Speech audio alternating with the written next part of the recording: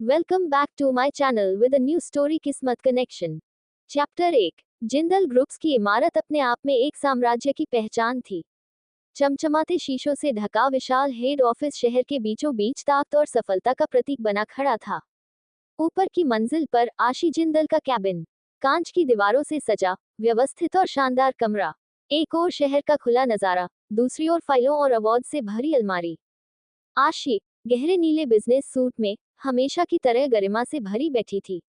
उसकी आंखों में सालों का अनुभव, होठों पर आत्मविश्वास की रेखा और चेहरे पर वही तेज जो सालों पहले उसे बाकी सबसे अलग बनाता था। उसके सामने बैठा था विराज वशिष्ठ, वी ग्रुप्स का मालिक।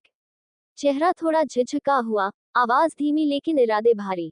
आशी, उसने हल्की मुस्कान के साथ कहना शुरू किया, मैं अपने बेटे शुभ के लिए तुम्हारी बेटी अन्वी का रिश्ता लेकर आया हूँ। कमरा पल भर को खामोश हो गया। आशी ने आंखें सीधी उसकी ओर टिकाई। चेहरा शांत था, लेकिन लहजा सख्त और साफ। I am sorry, mister Vashishtha, लेकिन ये फैसला मैं अपनी बेटी पर ही छोड़ती हूँ।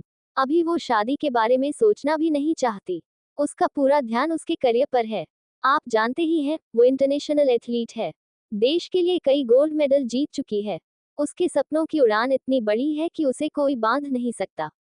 विराज को उसकी बात चुभी, फिर भी उसने हिम्मत जुटाई। जानता हूँ, लेकिन इसी वजह से तो आया हूँ। मेरा बेटा शुभ लापरवाह है, हर बात को मजाक में लेता है। लेकिन वो गेमिंग टेक्नोलॉजी और आईटी में भी अच्छा, लेकिन बस सारा दिन गेम ही खेल के बर्बाद कर देता है। शायद अन्वी जैसी लड़की के साथ रहकर वो संभल जाए, सुधर जाए। आशी हल्के से हंसी, मगर वो हंसी व्यंग्य से भरी थी। तो आप चाहते हैं कि मेरी बेटी आपकी बेफिक्र औलाद को सुधार दे? मिस्टर वशिष्ठ, वो कोई टीचर नहीं है। मेरी बेटी अपनी जिंदगी अपने शर्तों पर जिएगी। उसकी शादी भी उसकी पसंद से होगी, चाहे वो कोई भी क्यों ना हो। लेकिन ऐसा नहीं, जैसा आप चाहते हैं कि आप कहेंगे और मैं इस रिश्ते को हाँ कर दूंगी। कमरे की हवा भारी हो गई। विराज के चेहरे पर गुस्सा भी था और शर्म भी। उसे मालूम था कि आशी सच कह रही है, उसका बेटा वाकई निकम्मा है। फिर भी एक पिता होने के नाते उसने आखिरी कोशिश की थी। आशी ने धीरे से फाइलें समेटी और साफ आवाज में बोली, आप जा सकते हैं, मिस्टर वशिष्ठ। इस मामले में मेरी बेटी की राय ही आखिरी होगी। विराज भारी कदमों से उठ खड़ा हुआ। जाते जाते उसकी आंखों में एक कसक थी, कहीं ये रिश्ता उसके बेटे के हाथ से फिसल न जाए। दरवाजा बंद हुआ और कमरा फिर से शांत हो गया।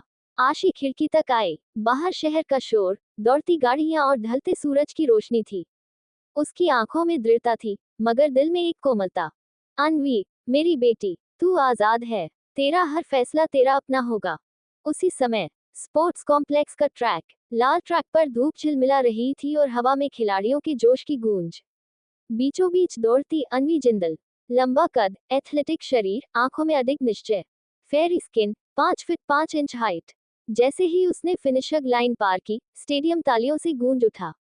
कोच ने स्टॉपवॉच देखते हुए कहा, 1 सेकंड कम, अन्वी, ये तेरी अब तक की बेस्ट टाइमिंग है। इंटरनेशनल चैंपियनशिप दूर नहीं। अन्वी ने पसीने से भीगा चेहरा तौलिए से पोंछा। सांसें तेज थी, लेकिन चेहरे पर एक विजेता की चमक। उसने मुस्कुराकर कहा, मैं सिर्फ रिकॉर्ड तोड़ने नहीं, नया इतिहास बनाने आई हूँ, सर। उसके दोस्त और बाकी खिलाड़ी उसे घेर कर शोर मचाने लगे, लेकिन भीड़ के बीच भी उसकी नजरें आकाश पर थी, मानो वो पहले से ही अपनी उड़ान देख रही हो। आशी अपने ऑफिस की खिड़की से शहर को निहार रही थी, और उसी वक्त कहीं दूर ट्रैक पर अन्वी अपने सपनों की दौड़ दौड़ रही थी। 2 पीढ़ियां, माँ और बेटी, दोनों के अपने अपने फैसले, और शायद अब उनके फैसलों से ही इस नई कहानी की शुरुआत होने वाली थी। वशिष्ठ मेंशन की ऊंची ऊंची दीवारें और संगमरमर से जड़ी सीढ़ियां उसकी पुरानी शान की गवाही देती थीं। अंदर प्रवेश करते ही एक गहरी गंभीरता का माहौल था। जैसे ही विराज वशिष्ठ ने भीतर कदम रखा, सबसे पहले उसकी आवाज गूंजी, शुभ कहाँ है? सामने खड़ा सर्वेंट तुरंत सिर झुकाकर बोला, बड़े मालिक, बड़े बाबा अपने कमरे में हैं। विराज का माथा और सिकुड़ गया। उसके कदम भारी लेकिन तेजी से ऊपर की मंजिल की ओर बढ़ने लगे। शुभ का कमरा। कमरे का दरवाजा खोलते ही विराज की आंखों में गुस्से की लपटें भड़क उठी। बड़ा सा मास्टर बेडरूम, मगर आधे से ज्यादा हिस्से पर फैली थी गेमिंग कंसोल्स, हाईटेक स्क्रीन और लेजरों की चमक से भरी मशीनें। एक कोने में ट्रॉफियां धूल खा रही थी, दूसरी ओर महंगे जूते और बिखरे कपड़े पड़े थे। बीच में आराम से गेमिंग चेयर पर धंसा बैठा था शुभ वशिष्ठ। 6 फुट लंबा कद, मॉडल जैसी बॉडी और नुकीले नक्श, हाथों में कंट्रोलर, कानों तक लंबे बाल जिस पर हेडफोन, और सामने स्क्रीन पर चमकती वर्चुअल वर्ल्ड की लड़ाई। विराज ने गुस्से में जाकर उसके हेडफोन खींचकर फेंक दिए। शुभ, उसकी आवाज कमरे में गड़गड़ाहट की तरह गूंजी। तुम मेरे बड़े बेटे हो, तुम्हें कंपनी संभालनी चाहिए, बिजनेस सीखना चाहिए, लेकिन तुम यहाँ सब बर्बाद करने पर तुले हो। इन गेम्स के अलावा तुम्हें कुछ नजर क्यों नहीं आता? शुभ ने बिना घबराए, बेहद ठंडे अंदाज में अपना हेडफोन उठाया और बेमन से कहा, डैड, फाइनल राउंड है, बस 10 मिनट, उसके बाद आपकी बातें सुन लूंगा। उसकी लापरवाही विराज को और भड़का गई। 10 मिनट? शुभ, तुम्हारे पास जिंदगी भर बर्बाद करने के लिए दसियों साल पड़े हैं, लेकिन कंपनी वो अगर हाथ से निकल गई तो कभी वापस नहीं आएगी। मगर शुभ की नजर अब भी स्क्रीन पर थी। 10 मिनट बाद स्क्रीन पर खेल खत्म हुआ। शुभ ने विजयी मुस्कान के साथ कंट्रोलर एक तरफ फेंका, फिर आराम से हेडफोन गले में डालकर अपनी रोलिंग चेयर को घुमाया और सीधे बेड पर बैठे विराज की ओर देखने लगा। चेहरे पर हल्की शरारती मुस्कान थी। देखिए डैड, कितनी बार कहूं, मुझे आपके बिजनेस में कोई इंटरेस्ट नहीं है। कंपनी, मीटिंग्स, शेयर मार्केट, ये सब आपके लिए होगा, लेकिन मेरे लिए ये सब बोझ है। विराज के गले में गुस्से का ज्वालामुखी फूटने को था। शुभ, तुम्हारी ये बातें सुनकर शर्म आती है मुझे। जिस कंपनी को खड़ा करने के लिए मैंने जिंदगी झोंक दी, वो एक दिन तुम्हें ही चलानी है, और तुम कहते हो इंटरेस्ट नहीं है। शुभ ने कंधे उचकाए और बिल्कुल बेफिक्र अंदाज में बोला, हाँ, क्यों मेरे पीछे पड़े रहते हो हमेशा? मुझे गेमिंग पसंद है, मॉडलिंग में नाम कमाना है, अपनी तरह जीना है। आप क्यों चाहते हो कि मैं आपकी कॉपी बनूं? कमरा फिर से खामोश हो गया। एक तरफ पिता की महत्वाकांक्षा थी, दूसरी तरफ बेटे की बेपरवाह आजादी। विराज ने गहरी सांस भरी। उसे पता था शुभ से बहस का कोई फायदा नहीं, लेकिन उसके मन में सिर्फ एक ही सवाल गूंज रहा था, क्या सच में ये लड़का कभी जिम्मेदारी समझेगा? क्या ये अन्वी जैसी लड़की के काबिल है भी? चैप्टर 2। अब आगे। विराज के चेहरे पर ठंडापन उतर आया, कठोर, निश्चयी और किसी भी तरह के बहाने से परे। उसने कदम बढ़ाकर बेड के पास खड़े शुभ की आंखों में सीधे देखकर कहा, ठीक है, सुन ले बेटा, मेरी एक शर्त है और वह सख्त है। या तो तुम ये घर, विरासत और मेरे नाम से जुड़ा सब कुछ छोड़कर जहां चाहो जाकर वही कर लो जो तुम्हारा दिल चाहता है, या फिर तुम अन्वी जिंदल को इम्प्रेस करके उससे शादी कर लो और कंपनी संभालो। दोनों में से जो शर्त मंजूर है वही करोगे। अगर अन्वी को शादी के लिए मना ले सकोगे तो उसके बाद तेरी हर मनमर्जी पर मैं चुप रह जाऊंगा। कमरे की दीवारों पर लटकते महंगे पेंटिंग्स से भीजी हवा गूंज रही थी। शुभ की उंगलियां अभी भी रिक्त कंट्रोलर की ओर लिपटी थी, लेकिन अंदर कुछ पलक झपकते ही बदल गया। उसने चिढ़ते हुए कहा, डैड, ये शादी कहाँ बीच में आ गई? और ये बैंक अकाउंट सीज करवाना, पैसा बंद कर देना, घर छोड़ देने की धमकी, ये सब क्या है? विराज ने एक श्वास ली, आंखें ज्यों की त्यों कठोर। उसकी आवाज में कोई नर्म भाव नहीं बचा था, सिर्फ पिता का फैसला और कारोबार के लिए एक आखिरी दबाव। तेरे पास 1 महीना है, शुभ। 1 महीना, यही आखिरी वक्त है जिसे मैं दे रहा हूँ। शुभ के चेहरे पर समंदर की तरंगों सी झुंझलाहट आई। उसके सीने में एक चुभन सी उठी और वह भावुकता के साथ बोल उठा, कुछ ऐसा जो अक्सर वह छुपा कर रखता था। अगर आज मॉम होती तो आप ऐसी बातें नहीं करते। माँ, मुझे भी अपने पास बुला लीजिए। उसकी आवाज में हल्की कठोर भावुकता थी, शब्द जैसे अटक कर निकल रहे हों। विराज के होठ कान पे, मगर दया के संकेत नहीं। उसकी ठुड्डी उठी और गुस्सा उबल पड़ा। अपनी ये नौटंकी बंद कर, उसने कठोर स्वर में फटकार लगाई। आज अगर तेरी माँ जिंदा होती तो शायद बातें अलग होती, लेकिन वही बातों से कोई फर्क नहीं पड़ता। शुभ, मैंने अब और वह तरीका नहीं अपनाना जिस पर तुम भरोसा करते हो। इस बार मैं तेरी इन ट्रिक्स में नहीं आने वाला। अन्वी से शादी कर या घर छोड़ दे। शुभ के अंदर कुछ टूट सा गया, नफासत भरी चिढ़ और बचपन की किसी खोई हुई छवि की लौटी हुई पीड़ा। उसने चेहरा फुग्गा कर लिया, आंखें लाल होने लगी, मगर आवाज बाहर से फिर भी नर्म बनती रही, 1 महीना, ठीक है। पर आप सोचते क्या हैं कि मैं इतनी आसानी से किसी के सामने झुक जाऊंगा? विराज ने कड़ी नजर से कहा, मैं किसी से नहीं कह रहा कि झुक जा। मैं सिर्फ इतना चाहता हूँ कि तू अपनी जिम्मेदारी समझे, और अगर तू नहीं समझता तो घर छोड़ दे। लेकिन याद रख, समय एक बार चला गया और लौट कर नहीं आता। कमरे में एक लंबी खामोशी छा गई। शुभ ने झटपट अपनी पलंग पर रखे जूतों को देखा। उसके पास की अलमारी से कुछ फोटो झलक रहे थे, एक नाराज पिता, एक अनुपस्थित माँ, और बीच में खुद की वो छवि जिसे वह सहारा मानता था। आराम, रंगीन स्क्रीन और असंख्य छोटी सी खुशियां। विराज धीरे धीरे दरवाजे की ओर बढ़ा, उसका कदम भारी था पर इरादा पक्का। जैसे ही वह बाहर निकलने लगा, उसने पीछे मुड़कर एक आखिरी बार कहा, 1 महीना, शुभ। फिर मैं तुझे इस घर से निकाल दूंगा। दरवाजा बंद होते ही शुभ के कंधे डगमगा गए। वह अपने आप से लड़ रहा था, गर्व बनाम आजादी, पिता की उम्मीद बनाम अपनी मर्जी। अंदर कहीं एक आवाज बार बार गूंज रही थी, यदि माँ होती। और वही आवाज उसे नजर नहीं आने देती, किसी भी रास्ते की झलक दे रही थी। उस रात शुभ अपने कमरे में अकेला रहा, स्क्रीन की नींद भरी रोशनी उसके चेहरे पर मध्यम चमक छोड़ रही थी। और शहर की दूसरी ओर, आशी ने अपने ऑफिस में विराज से हुई लड़ाई की गर्माहट अपने सीने में संभाली, एक माँ की तरह, पर डटकर। उसने अन्वी का फोटो देखा, उसका शांत चेहरा, उसकी दौड़ते हुए मुस्कान। दूसरी ओर, दोपहर का सूरज स्टेडियम की दीवारों से सरक रहा था। तालियों और हूटिंग की गूंज अभी भी हवा में तैर रही थी। अन्वी जिंदल अपने स्पोर्ट्स बैग को कंधे पर डालते हुए बाहर निकली। पसीने से भीगा चेहरा चमक रहा था, आंखों में जीत का आत्मविश्वास और होठों पर मुस्कान थी। जैसे ही उसने बाहर कदम रखा, सामने खड़ी एक काली लग्जरी कार ने उसका ध्यान खींचा। कार के पास ही शालीन अंदाज में खड़ी थी आशी जिंदल। बिजनेस सूट पहने, फिर भी मातृत्व की गर्माहट लिए, वही व्यक्तित्व जिसकी आभा को लोग सफलता और शक्ति का दूसरा नाम कहते थे। अन्वी की आंखें चमक उठी। वह तेजी से दौड़ती हुई आगे बढ़ी और मां को कसकर गले लगा लिया। मॉम, आशी की कठोर मुखाकृति पल भर को पिघल गई। उसने अपनी बेटी को सीने से लगाकर उसके माथे पर चूमा। कैसा रहा आज का दिन, चैंपियन? अन्वी ने सांसों में उत्साह भरते हुए कहा। आपकी बेटी हमेशा अपना बेस्ट देती है, मॉम। आशी ने स्नेह से उसकी ठुड्डी उठाई, मगर तभी वह अचानक चौकन्नी हुई। उसने इधर उधर नजरें घुमाई और पूछा, तेरे कोच कहाँ हैं? और उसने हल्की शरारत भरे अंदाज में कहा, तेरे फादर कहाँ गायब हो गए? अन्वी अभी जवाब देती कि पीछे से एक गर्मजोशी से भरी आवाज गूंजी।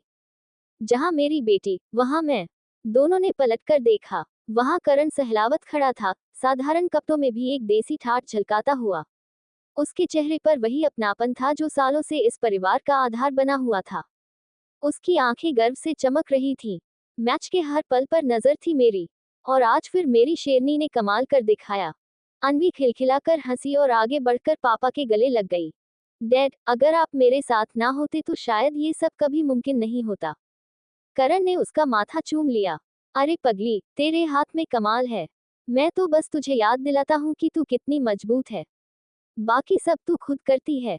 आशी एक कदम पीछे खड़ी होकर ये दृश्य देख रही थी। उसकी आंखों में संतोष था। उसने धीरे से कहा, जहां मेहनत और सपने एक साथ चलते हैं, वहां जीत हमेशा रहती है। कार का दरवाजा खुल चुका था। तीनों साथ में कार की ओर बढ़े, एक माँ का गर्व, एक पिता का स्नेह और एक बेटी का उत्साह। लेकिन किसे पता था, आने वाला वक्त इस खुशहाल तस्वीर में एक ऐसा तूफान लाने वाला है जो तीनों की दुनिया हिला देगा। चैप्टर 3। अब आगे। कार थोड़ी दूर चलने के बाद चौधरी निवास के आगे रुकी, एक बड़ी सुनहरी रंग की 3 मंजिला हवेली जो शाम की रोशनी में और भी टिमटिमा रही थी। उसके सामने फैला विस्तृत गार्डन रंग बिरंगे फूलों की क्यारियों से भरा था। बीचों बीच ऊंचा सा फव्वारा पानी की झिलमिलात धारे उछाल रहा था। ऐसा लगता था जैसे पूरा गांव उसी हवेली की दहलीज के इर्द गिर्द बसता हो। तीनों, आशी, करण और अन्वी, कार से उतरे और हवेली की ओर बढ़े। दरवाजा खुला मिला। अंदर हल्की हल्की रसोई की खुशबू और रोटियों का ताजा घूंघट सा महक रही थी। घर में रात्रि के खाने की तैयारियां जोरों पर थीं। रसोई की ओर पहुंचते ही सामने मिली सिमरन, करण की माँ, और नीति, करण की चाची। दोनों के हाथ व्यस्त थे पर चेहरों पर वही सदाबहार अपनापन था जो इस घर की पहचान रहा है। वे एकदम निपुणता से एक कम ऊंचाई की मेज, जो जमीन पर बैठकर खाने के लिए आदर्श थी, पर बर्तन सजा रही थी। मेज की ऊंचाई लगभग आधा फीट ही थी, ताकि सारे लोग आराम से धरती पर बैठकर खाने का मजा ले सकें। अन्वी बिना संकोच आगे बढ़ी, दोनों के गले में बाहें डाल दी और खुश खुश बोली, बड़ी माँ, छोटी माँ, मेरे लिए क्या बनाया है? सिमरन ने मुस्कुराकर अन्वी के गाल पर हाथ फेरते हुए कहा और नीति ने दोनों हाथों से अपने गले की ओर इशारा करके मजाकिया लहजे में दोनों ने एक साथ कहा, तेरा फेवरेट चूरमा। नीति ने फिर चुटकी लेते हुए थपकी दी और हंसी में बोली, हाय हाय, इसे खाकर हमारा अन्वी बच्चा बन जाएगा सुरमा। अन्वी खिलखिला पड़ी। आसपास मौजूद लोग भी उनकी हंसी में शामिल हो गए।